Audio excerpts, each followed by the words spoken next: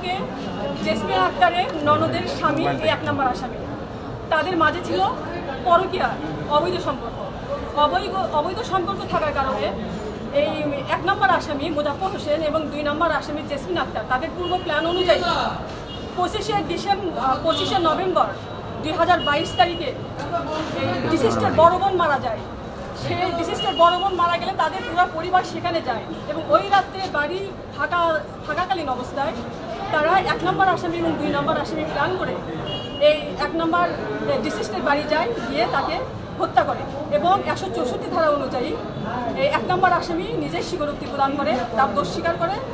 প্রথমে তাকে শিলদের মাথায় আঘাত করা হয়েছে, ডিসিস্টকে শিলদের মাথায় আঘাত করে, তারপর একটা শাবল ছিল, সেই শাবল দিয়ে উপর্যুপরি মাথা থেকে পা পর্যন্ত তাকে কোপানো হয়। কুপিয়ে যখন মৃত্যুটা